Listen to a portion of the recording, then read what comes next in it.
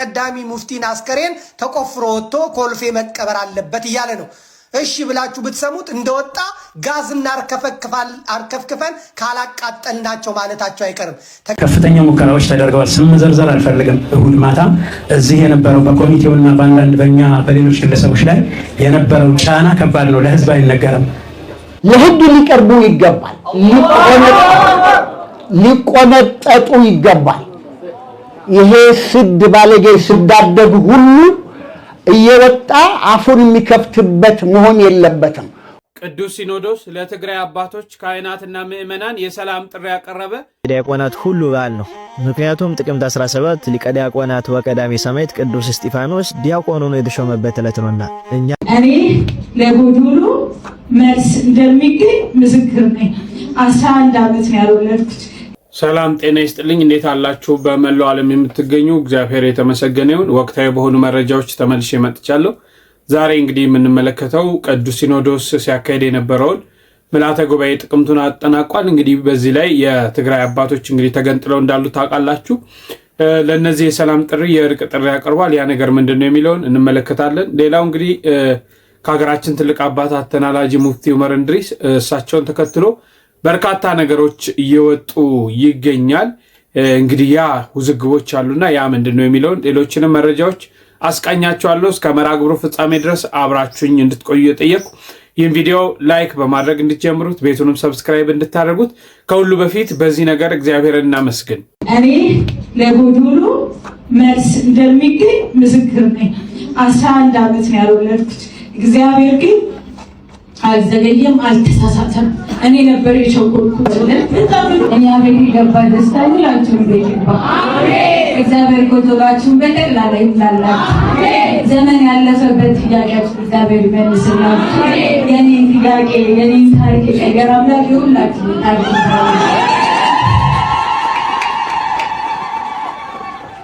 ብዙ ነገር ግን ማመስገን ያለብኝ ሰዎች አሉ።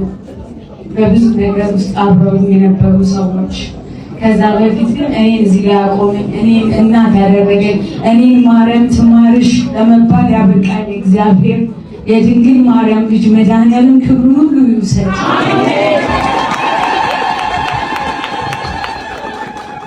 የአብርሃም ስላሴዎች እነሱ ክብሩን ይውሰዱ። ጥያቄ የመለሱ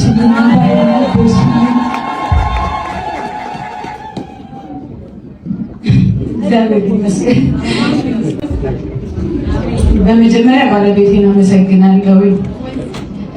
ስለሁሉም ነገር አመሰግናለሁ።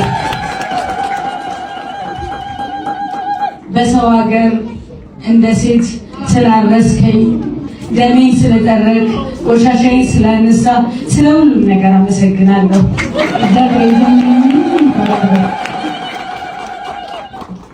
ከዛ በመቀጠል በሰው ሀገር እናት አባት ሆኖ ካሉበት ሀገር ድረስ መጥተው ያረሱኝ ያገላበጡኝ የልጄ ክርስትና አባት ገብረ እግዚአብሔርና ወርቄ እኔ ቃል የለኝም ስለእናንተ ለመግለጽ። እግዚአብሔር በእውነት ጎዶሏችሁ ሁሉ እግዚአብሔር ይምላላችሁ። ለልጆቻችሁ አገኙት ሁሉ ነገር ገሪና ወደዚህ ወርቄ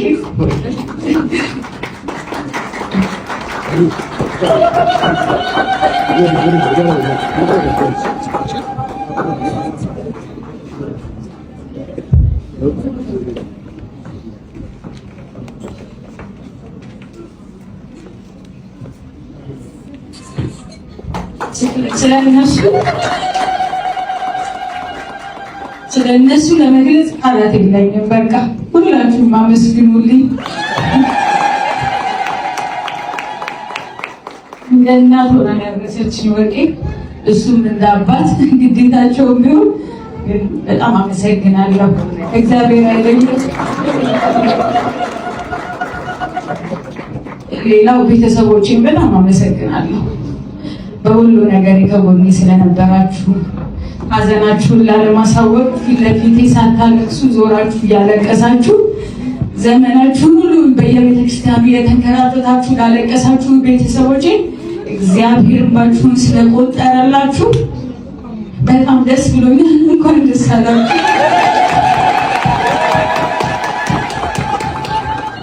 የባለቤቴ እናት እህቶች ሁላችሁንም ጥሩ ስለሆናችሁልኝ አንድ ቀን ኮምፕሌን ስላላደረጋችሁ 11 ዓመት አልወለደችም የልጄ ሚስት ብላችሁ ፊታችሁን ስላላጠቆራችሁ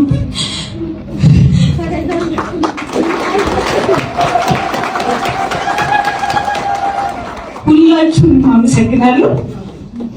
ቃል የለኝም። እዚህ ማክበራችሁን የመጣችሁኝ ሰዎች በጣም እናመሰግናለን። እግዚአብሔር ብድራችሁን ይክፈልላችሁ። ስለኔ ማሰባችሁ ስለኔ ባያችሁ ቁጥር እግዚአብሔርን አመስግኑልኝ። እኔ ለጎዶሎ መልስ እንደሚገኝ ምስክር ነኝ። 11 ዓመት ነው ያልወለድኩት። እግዚአብሔር ግን አልዘገየም፣ አልተሳሳተም። እኔ ነበር የቸኮልኩት።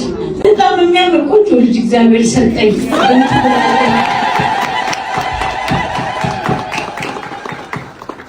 በሄድኩበት ቦታ ሁሉ መሰክራለሁ። በሄድኩበት ቦታ ሁሉ ድንግል ማርያም የአብርሃሙ ስላሴዎች ለኔ ያደረጉልኝን ነገር ሁሉ ጊዜ መሰክራለሁ። ሁላችሁንም አመሰግናለሁ።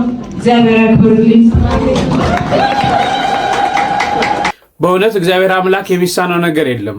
እነዚህ ሰዎች እንግዲህ ታውቋቸዋላችሁ። ዮናስ ሞባይል ተብሎ የሚጠራው ልጅ ነው፣ ባሏ ማለት ነው። እሷም ደግሞ ቤቶች ላይ ድራማ ስትሰራ የነበረች እህታችን ናትና እንግዲህ ተጋብተው 11 ዓመት ሙሉ ልጅ የላቸውም ነበር። እግዚአብሔር ግን ሲወድና ሲፈቅድ በጊዜው ልጅን ሰጥቷቸዋል። በዚህ ውስጥ ግን በእውነት ከተናገረችው በተለይ የእሱ ቤተሰቦች አልወለድሽም ብለው እንኳን ሳይናገሩኝ የተለየ ፊት ሳያሳዩኝ ስትል ነበር። ዛሬ ግን እንዲህ አይነት ነገሮችን ማግኘት በጣም ይገርማል። ለምን ብዙዎቻችን እንግዲህ ልጅ ካልተወለደ የእግዚአብሔር ስጦታ ሁሉ መሆኑን ረስተን አንዱ ከአንዱ ሲባላ እንዴት ከማትወልድ ጋር ተጋብተ ከማይወልድ ጋር ተጋብተሽ እየተባለ የእግዚአብሔር ስራ ላይ ሰዎች ሲገቡ እንመለከታለን። ግን እነዚህ ሰዎች እጅግ አስተማሪ ነው። ብዙዎች በተለይ ታዋቂ ስለሆኑ ብዙዎች አሉ በእንዲህ አይነት ሁኔታ ያገኙ። እነዚህ ግን ታዋቂ ስለሆኑና የሚዲያም አካላቶች ስለሚያውቋቸው እንዲህ አይነቱ ወጥቶ ለሰዎች ሲታይ ብዙ ሰዎች በዚህ ይማራሉ። በእግዚአብሔር ስራ እግዚአብሔር እንደማይዘገይ ሁሉንም ነገር በሰዓቱ እንደሚሰራ ማለት ነው። ስለዚህ ድንግል ማርያም እንኳን ረዳቻችሁ፣ እግዚአብሔር እንኳን ልጅ ሰጣችሁ፣ በጥበብ በሞገስ ደግሞ ያሳድግላችሁ፣ ለእኛም መማማሪያ ስለሆነ ማለት ነው። እሺ ዛሬ የሰማዕቱ የቅዱስ እስጢፋኖስ በዓል ነው። በተለይ ዲያቆናት ለሆኑ በሙሉ ዛሬ በዓላቸው ነው። ዲያቆናት ሁሉ በዓል ነው። ምክንያቱም ጥቅምት 17 ሊቀ ዲያቆናት ወቀዳሜ ሰማዕት ቅዱስ እስጢፋኖስ ዲያቆን ሆኖ የተሾመበት ዕለት ነውና እኛም የሱ ምሳሌ ነንና እንኳን አደረሰን፣ እንኳን አደረሳችሁ። ሁላችሁም በኮሜንት ቅዱስ እስጢፋኖስ ሊቀ ዲያቆናት ወቀዳሜ ሰማዕት በረከት ይደርብን እያላችሁ ጻፉልኝ። በሕገ ወንጌል ወይም ክርስትና የመጀመሪያው ሊቀ ዲያቆናትና ቀዳሜ ሰማዕት ይህ ቅዱስ ነው። ቅዱሱ በመጀመሪያው መቶ ክፍለ ዘመን አስገራሚ ማንነት ከነበራቸው እስራኤላውያን አንዱ ነበረ። ይህ እንደምን ነው ቢሉ የቅዱስ እስጢፋኖስ ወላጆቹ ስምዖንና ማርያም ይባላሉ። ገና ከልጅነቱ ቁም ነገር ወዳድ የነበረው ቅዱሱ በሥርዓተ ኦሪት አድጎ ዕድሜው ሲደርስ ወደ ትምህርት ቤት ገባ። የወቅቱ ታላቅ መምህር ገማልያል ይባል ነበር። ይህ ሰው በሐዋርያት ሥራ ምዕራፍ 5 ቁጥር 33 ላይ ተጠቅሷል። በትውፊት ትምህርት ደግሞ ይህ ደግ ትልቅ ሰው በርካታ ቅዱሳንን እስጢፋኖስን፣ ጳውሎስን፣ ናትናኤልን፣ ኒቆዲሞስን አስተምሯል። በጌታችን መዋዕለ ስብከት ጊዜም ከፈጣሪያችን ከኢየሱስ ክርስቶስ ዘንድ እየቀረበ ይጫወት ነበር። በፍጻሜውም አምኗል። ወደ ቀደመ ነገራችን እንመለስና ቅዱስ እስጢፋኖስ ከዚህ ምሁር ዘንድ ተምሮ ኦሪቱን ነቢያቱን ጠንቅቆ ወጣ። ወቅቱ አስቸጋሪና ለኃጢአት ሕይወት የተመቸ ቢሆንም ቅዱሱ ግን የመሲህን መምጣት በጸሎትና በተስፋ ይጠባበቅ ነበር። በወቅቱ ደግሞ መጥምቁ ቅዱስ ዮሐንስ የንስሐ ጥምቀትን እየሰበከ መምጣቱን የተመለከተ ቅዱስ እስጢፋኖስ ነገሩን መረመረ። እግዚአብሔር ሆኖ ቢያገኘው የመጥምቁ ዮሐንስ ደቀ መዝሙር ሆነ። ለ6 ወራትም በትጋት ቅዱስ ዮሐንስን አገለገለ። ለ6 ወራት ከቅዱስ ዮሐንስ ዘንድ ከተማረ በኋላ ለስም አጠራሩ ስግደት ይድረሰውና ጌታችን ኢየሱስ ክርስቶስ ተጠመቀ። በወቅቱ የተደረገውን ታላቅ ተአምር ልብ ያለው ቅዱስ እስጢፋኖስ መምህሩ ቅዱስ ዮሐንስን እንዲያስረዳው ጠየቀው። ከኔ ይልቅ ከፈጣሪው አንደበት ይስማው በሚል ላከው። ቅዱሱም ከጌታ ዘንድ ሄዶ እጅ ነስቶ ተማረ። ሉቃስ 6:18 በዚያውም የጌታ ደቀ መዝሙር ሆኖ ቀረ። ጌታም ከ12ቱ አርድእት አንዱ አድርጎ ለአገልግሎት ላከው። አጋንንትም ተገዙለት። ሉቃስ 10:17 ቅዱስ እስጢፋኖስ ጌታችን መድኃኔዓለም ከዋለበት እየዋለ ካደረበት እያደረ ወንጌልን ተማረ፣ ምስጢር አስተረጎመ።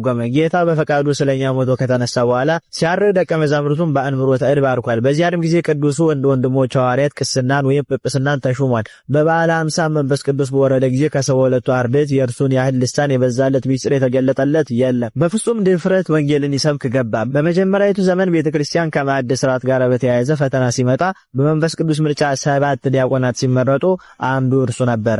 አልፎም የ6ቱ ዲያቆናት አለቃ እና የ8000 ማህበር መሪ አስተዳዳሪ ሆኗል። 8000 ሰውን ከአጋንንት ፈተና መጠበቅ ምን ያህል ከባድ እንደሆነ ለማወቅ አባቶቻችንን መጠየቅ ነው። አንድን ሰው ተቆርቁሮ ለድህነት ማውቃት እንኳን እጅግ ፈተና ነው። መጽሐፍ እንደሚል ግን መንፈስ ቅዱስ የሞላበት ማይደረ እግዚአብሔር ነውና ለእርሱ ተቻለው። ሐዋርያት 6:5 አንዳንዶቻችን ቅዱስ እስጢፋኖስ ሊቀ ዲያቆናት ሲባል እንደ ዘመኑ ይመስለን ይሆናል። እርሱ በመጀመሪያ ሐዋርያና ካህን ነው። ዲቁናው ለእርሱ በእራት ላይ ዳረጎት ነው እንጂ እንዲሁ ዲያቆን ብቻ አይደለም። ቅዱስ እስጢፋኖስ ከጌታ እርገት በኋላ ለ1 ዓመት ያህል 8000 ማይበር እየመራ ወንጌልን እየሰበከ ቢጋደል ኦሪት ጠፋ ወንጌል ደግሞ እሰፋ አለች። በዚህም ጊዜ ክርስትናን ለማጥፋት መፍትሄው ቅዱስ እስጢፋኖስን መግደል ነው ብለው አይሁድ በማመናቸው ሊገድሉት አስበው አልቀሩም፣ ገደሉት። እርሱ ግን ፊቱ እንደ እግዚአብሔር መልአክ እያበራ ፈጣሪውን በብዙ ነገር መሰለው። በመጨረሻም ስለ እነርሱ ምሕረትን እየለመነ በድንጋይ ወገሩት። ደቀ መዛሙርቱም ታላቅ ለቅሶን እያለቀሱ ቀበሩት። ይህች ጥቅምት 17 ዕለት ለቅዱስ እስጢፋኖስ በዓለ ሲመቱ ናት የተሾመባት። መጽሐፍ ቅዱስ እንደሚለን ሙሉ ጸጋው ሞገስና ጸጋ የሞላለት ሐዋርያት 6:5 ቅዳሴ ማርያም ላይ ይናገራል። የ6ቱ ዲያቆናት አለቃና የ8000 ማይበር መሪ ሆኖ ተመርጦ እንደሚገባ አገልግሏል። በሰማይ ባለችው መቅደስም የሚያገለግለው በዚህ ማህረጉ ነው። የቅዱስ እስጢፋኖስ በረከቱ በሁላችን ሕዝበ ክርስቲያን ላይ ይደርብን፣ ይቆየን። አዎ የሰማዕቱ ቅዱስ እስጢፋኖስ በረከቱ ይድረሰን።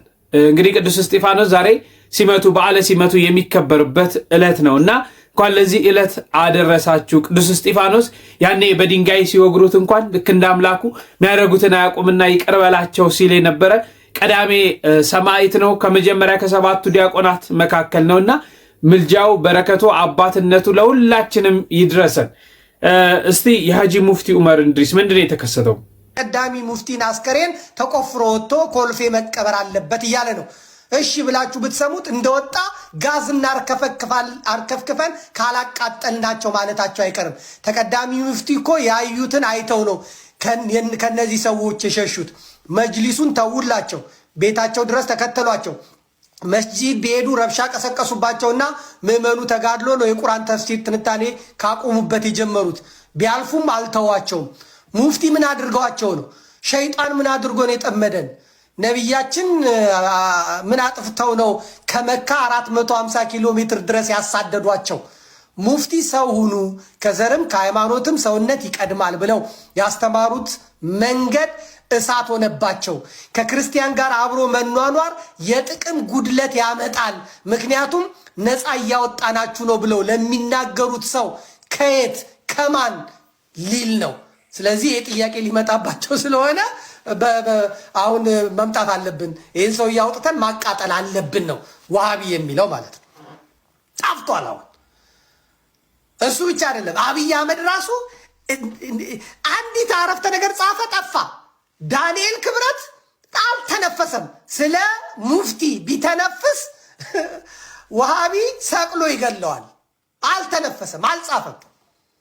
እነ ሙጂብ አሚኖ ቢጽፉም ኮመንቱን ገብታችሁ ተመልከቱ። የእስላሞቹ መልስ ማለት ነው፣ የእስላሞቹ ንግግር ማለት ነው። በጣም በሚገርም ሁኔታ ማለት ነው። እስላሞቹ በራሳቸው የዋሃቢን ጉዳይ ወደ አደባባይ ያወጡት ማለት ነው። ዋሃቢዎቹ ደግሞ ትንሽ መሆናቸውን የምታውቁት ሙፍቲን ለመቅበር ሙፍቲን በመደገፍ የወጣውን ህዝብ ስታዩ እነዚህ ትንሽ መሆናቸውን ታውቃላችሁ። ለምንድን ነው ታዲያ ድምጻቸው የሰፋው ካላችሁ፣ ድምጻቸው ቫይራል እንዲወጣ ፌስቡክም ዩቲዩብም ተባባሪ ነው። ሁለተኛ ደግሞ እንቁራሪቶች ድምጻቸው ብዙ ነው። ሁለት እንቁራሪቶች አንድ ኩሬ ውስጥ ገገቡ አያሳድሯችሁ። ከተማ ሙሉ ነው የሚመስሉት። ሁለቱን አጥምዳችሁ ከያዛችሁ ግን ኩሬው አገሩም ሰላም ያድራል። ይሄ ዋሃቢ ምላስ አለው፣ የእንቁራሪት ምላስ ሲል ሀገሩን ነው የሚበትነው። ሃይማኖት ስለሌለው ገንዘብ አለው። 4 ሚስት ያገባል። ስራው ምን እንደሆነ አይታወቅም። በሚሊዮን የሚቆጠር ገንዘብ ነው የሚያመላልሱ። አሁንማ ባንክ ተከፍቶላቸዋል፣ እስላማዊ ባንክ ተከፍቶላቸዋል። መኒ ላውንደሪንግ በደንብ ነው የሚሰራው። ዶላሩ ምኑ እምነትም ሃይማኖትም ስለሌላቸው ማለት ነው። ካራቴ የማያሰለጥኑት የለም። መስጊድ ውስጥ የማያስገቡት ቆንጨራ የለም። የኢትዮጵያ ሙስሊሞችን በአጠቃላይ ኢማሞቹን የሚያሰግዱትን ደብድበው ጥርስ አውልቀው በቦክስ መተው መስጊዳቸውን ተረክበዋል። አብይ አህመድ አስረክቧቸዋል። አንዳንድ ቦታ ወጥረው ይዘዋል። ደሴ ላይ ያያቸዋቸው ባለፈው የደሴ ገብርኤልን ህዝቡን አጥፍተን መስጊድ እናደርገዋለን ለምን ብለን ነው ገብርኤልን የምናቃጥለው? ቤተክርስቲያን መቃጠል የለበትም ሲሉ የነበሩት እነዚህ ዋሃቢዎች ናቸው። መከላከያ ውስጥ ገብተዋል። አሁን ደሴ ዙሪያ ደሴ ምናምን መንግስቱ ስርዓቱ ለራሱ ሲል ይፈልጋቸዋል። እናንተም እምነታችሁን ለማስፋፋት የኔንም መንግስት ለማዳን መዘጋጀት አለባችሁ ብለው ስልጠና ወስደዋል። ፋኖ ክርስቲያን ነው፣ ፋኖ እንደዚህ ነው፣ ፋኖ እንደዚህ ነው የሚሉት አካላት ስርዓቱንም ራሳቸውንም ለማዳን የሚገቡ ሰዎች ናቸው ማለት ነው። ከፍተኛ ሙከራዎች ተደርገዋል። ስም መዘርዘር አልፈልግም። እሁድ ማታ እዚህ የነበረው በኮሚቴውና በአንዳንድ በእኛ በሌሎች ግለሰቦች ላይ የነበረው ጫና ከባድ ነው፣ ለህዝብ አይነገርም። ከሌሊት እስከ ሌሊቱ 6 ሰዓት ላይ ከፍተኛ ፍትጊያ ነበረ። ሰው አዝኖ ቤተሰብ አዝኖ ሀሳብ ገብቶት ሰው በሚያለቅስበት ሰዓት ከጀርባ መሰሪ ስራ ሰርቶ የመንግስት ባለስልጣናትን ሳይቀር በመጠቀም በማሳሳት የተሳሳተ ኢንፎርሜሽን በመስጠት ብዙ ሙከራ ተደርጓል። ብዙ ስልኮች ተደውለዋል። እዚህ ማታ እስከ ሌሊቱ 5-6 ሰዓት ኮሚቴው ቤተሰብና በዙሪያው የነበርንበትን ሁኔታ እናውቃለን። በየደቂቃው ስልክ ይደወል ነበር። ይሄን ነገር ቀይሮ ምን አገባችሁ? መንግስት ሰዎች አይደላችሁ? መንግስት እኮ ህግ ያስከብራል እንጂ በሃይማኖታዊ ጉዳይ መግባት መብት የለውም። እና አሳስተዋቸው ነው የምለው እኔ የተለያየ የተሳሳተ ኢንፎርሜሽን ሰጠዋቸውና ተልእኮ ፈጻሚ ሆነው በሚኒስትር ደረጃ በምክትል ሚኒስትር ደረጃ አሳፋሪ የሆነ እንቅስቃሴ ያደረጉ ወገኖች ነበሩ። መጨረሻ ላይ ግን ሌሊቱ 5-6 ሰዓት ላይ የኮሚቴው መግለጫ ከተሰጠ በኋላ ኑዛዜ ሃይማኖታዊ ጉዳይ መሆኑን ከተረዱ በኋላ በቃ እኛ ተረድተናል ብለው አቋማቸውን ያሳወቁበት ሁኔታ ነበር። የሚገርመው መንግስት እንደዛ አይነት አቋም ይዞ ጥበቃ አደርጋለሁ ከአሁን በኋላ ስርዓተ ቀብሩን በስነ ስርዓት አስኬዳለሁ ብሎ ከወሰነ በኋላ እንደገና ሌሊት 10 ሰዓት ወይ ምናምን ቤታቸውን ከሌሊቱ 8 ሰዓት ላይ ፓትሮል እንትን አሳስተው የመንግስት ኃይል አስልከው ዙሪያውን አስከብበውት ነበር። የሙፍቲን ቤት እንዳይቆፈር ለመከላከል እዛ ለመቆፈር የሞከሩ ሰዎችን እናስራቸዋለን እስከማለት ድረስ ከመዛት ደርሰው ነበር። ይሄ በግልጽ ነው። ወደፊት ማን በዚህ ወንጀል ላይ እንደተሳተፈ ማን ምን ሚና እንዳለው ማንም ያስፈራ ነገር የለውም። በዝርዝር የምንገልጽበት ሁኔታ ይሆናል። ለህግ ሊቀርቡ ይገባል። ሊቆነጠጡ ይገባል። ይሄ ስድ ባለጌ ስዳደግ ሁሉ እየወጣ አፉን የሚከፍትበት መሆን የለበትም። ሰው መጠነኛ ዕልም እንኳን አይሰበስብም እንዴ? አንድ ሐዲሳኒን ከፍረዋል ሻሃዳ አድርጉ ያለውት ሰውዬ እሱ ማን ሆኖ ነው ቤቱ የሚቀበረው ይላል። መጀመሪያ هو جاهل في الشريعة وجاهل في الواقع። በቀብር ጉዳይ ጭራሽ ትከራከራላችሁ። ሙስሊም ከሞተ የሚቀበረው የሙስሊም መቃብር ብቻ ነው። ከዛ ውጪ ሐዲሳችንም አይልም። ነብዩ መሐመድ ሰለላሁ ዐለይሂ ወሰለም አላዘዙም።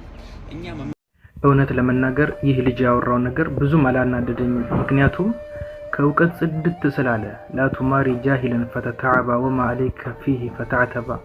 ጃሂልን አትሟገተው፣ ዝም በለው። ከተሟገትከው አንተን ነው የሚያስደክመው፣ ምክንያቱም አያውቅምና ይላሉ። በሰይዲ ተቀዳሚ ሙፍቲ ሐጂ ዑመር ረሂመሁላህ የቀብር ቦታ በተመለከተ አንድ መግለጫ እያየሁ ነበር እና ይህን ያህል ሰው ከእውቀት ይርቃል ብዬ አላሰብኩም ነበር። የመግለጫው ጥቅል ሐሳብ ሰይዲ ሐጂ ዑመር በሐዲማቸው መቀበራቸው ሸሪዓን የሚጥስ ነው የሚል ነው። እስኪ ወደ ሐዲስ እንምጣ። ሰይዳችን ሰለላሁ ዐለይሂ ወሰለም በሙስሊሞች መቃብር አልተቀበሩ፣ በቤታቸው ነው የተቀበሩት። ሰይድና አቡበከር ሲዲቅም በሙስሊሞች መቃብር አልተቀበሩ፣ በልጃቸው በሲዲቅ ወአይሻቱ ቤት ነው። ሰይድና ዑመር በሙስሊሞች መቃብር አልተቀበሩ ረዲየላሁ ዐንሁ። ሲዲቀቱ አይሻ መቀበሪያ የሆናቸው ዘንድ በያዙት ቦታ ሲዲቅ ዋን አይሻቱን አስፈቀደው በሲዲቀት ቤት ነው የተቀበሩት።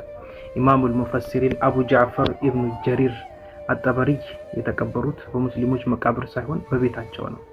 አስፈላጊ ከሆነ ከሰለፍም ከኸለፍም እጅግ ብዙ ቁጥር የማይገድባቸው ታላላቅ ዑለሞች በሐሪማቸው ተቀብረዋል። በሀገራችንም እጅግ ብዙ ዑለሞች በጓሯቸው እንዲቀበሩ አድርገዋል፣ ተቀብረዋልም። ዛሬ የተጀመረ በማስመሰል መረጃን ማዛባት ሙስሊም አላህ መልእክተኛ ሰለዋቱ ረቢሂ ወሰላሙ ዐለይሂ ለኡማቸው የፈሩት ዱንያን እንጂ ቀብር የማምለክ ሽርክን አልነበረም። ታዲያ ወንድሞቻችን ምን ነው ሱናቸውን መخالፍ ፈለጉ?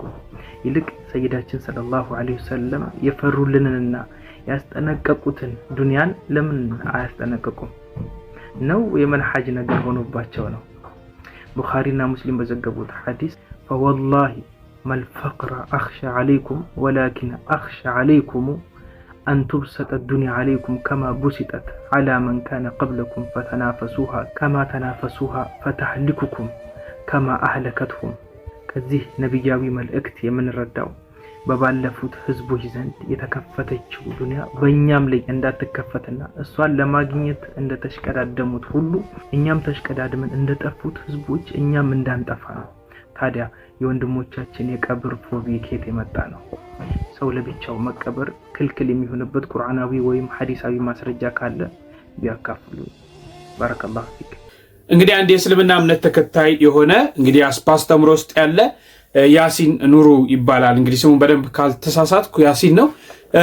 እሱ ካስተማረው ትምህርት ጋር ተያይዞ ወይም ከሰጠው ነገር ጋር ተያይዞ ነው ያው የሐጂ ሙፍቲ ዑመር እንድሪስ የቀብር ስነ ስርዓት ያኔም ሲያወዛግብ እንደነበረ እንዴት ቤታቸው ይቀበራል ተብሎ ከፍተኛ ውዝግብ ሲታይበት እንደነበረ የሚታወቅ ነው።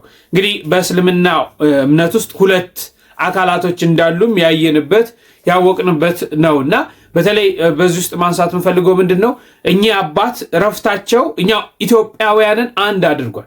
አንድ ማለት ነው በሐዘኑ አንድ ሆነናል፣ ተዋደናል፣ እኩል ተሳስበን ተፋቅረን እንደምንኖር ያቺ የትላንቷ ኢትዮጵያ ይሄንን እንዳስተማረችን አይተናል። እና እንደው ሐጂ ሙፍቲ ዑመር እንድሪስ ለእስልምናው እምነት ተከታይ ብቻ አይደለም አባትነታቸው ለሁሉም ኢትዮጵያዊ ሰላም ወዳድ ፍቅር ወዳድ ለሰው ልጅ ክብር ያላቸው ታላቅ አባት ናቸውና እንደው በእኚህ በታላቅ አባት እንደው አንድ ሆነን ልክ እንደ ቀብሩ አንድ እንደሆነን ለእሳቸውን የሚመጥን እሳቸውን የሚዘክር እሳቸውን የሚያስታውስ ለሚመጣው ለቀጣዩ ትውልድ አሻራ የሚሆን ነገር ብንሰራ የተሻለ ነው። ዛሬም እንግዲህ እኛ አባት አርፈዋል፣ እንደው ይረፉበት እና በቀብራቸው በመናቸው እንደው ከመጣላት ለምን መሰላችሁ? ይሄ የእስልምና እምነት ተከታዮች ማንዲት ሊሆን ይችላል፣ ምን አገባልን ሊሆን ይችላል። ግን ሐጂ ሙፍቲ ስለ እስልምና ብቻ አይደለም ሲያስተምሩ የነበሩት ሲሰብኩ የነበሩት የኛም ቤተክርስቲያን በተለይ ምን ያህል እንዳከበሯት ያኔ በኮሮና ጊዜ ታስታውሳላችሁ። ሁሌ ነው የምለው ይሄንን የኢትዮጵያ ኦርቶዶክስ ተዋሕዶ ቤተክርስቲያን ጸሎት አድርጋለች